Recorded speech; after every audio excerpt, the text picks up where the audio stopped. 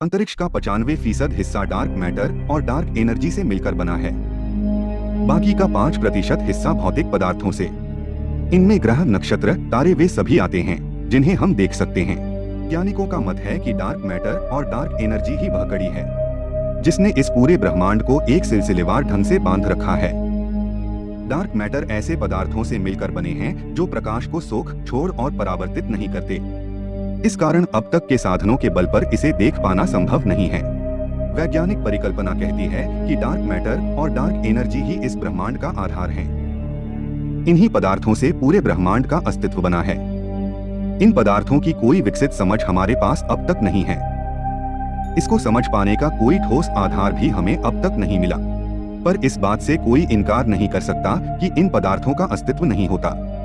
Research में यह पता चला है कि ग्रेविटेशन बाइंडिंग एनर्जी, जो कि ग्रहों, तारों और आकाशगंगा को स्थिर बनाए रखती है, अगर उसे कैलकुलेट किया जाए तो वह उतनी काफी नहीं होगी कि वह आकाशगंगा को थाम सके।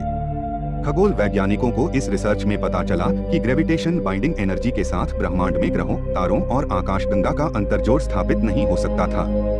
कुछ और ही अज्ञात चीज है जो इन्हें थाम रही है, वरना अब तक गुरुत्वाकर्षण कमजोर हो गया होता और सभी ग्रह, नक्षत्र, तारे अपने परिक्रमा पथ से भटक गए होते। पर आज ये सभी स्थिर हैं। ऐसा क्यों है? ऐसा तभी हो सकता है जब इस ब्रह्मांड में हमारे द्वारा निरीक्षण किए गए द्रव्यमान से 5 गुना अधिक द्रव्यमान हो। यहीं से डार्क मैटर की अवधारणा सामने आई। डार्क मैटर ही वह मैटर है जो इस ब्रह्मांड को द्रव्यमान दे रहा है। खगोल शास्त्रियों का मानना है कि डार्क मैटर नॉन ब्रायोनिक पदार्थों से बने होते हैं। ब्रायोनिक पदार्थ में इलेक्ट्रॉन, प्रोटॉन, न्यूट्रॉन आते हैं। एक अर्थों में ब्रायोनिक पदार्थ वह पदार्थ हैं जिन्हें हम देख सकते हैं। वहीं दूसरी और नॉन ब्रायोनिक पदार्थ के विषय में हम कुछ भी नहीं जानते। इन्हीं नॉन ब्रायोनिक पदार्थों में एक पदार्थ आता है विम्प पार्टिकल, अर्थात वीकली इंटरेक्टिंग मैसिव पार्टिकल।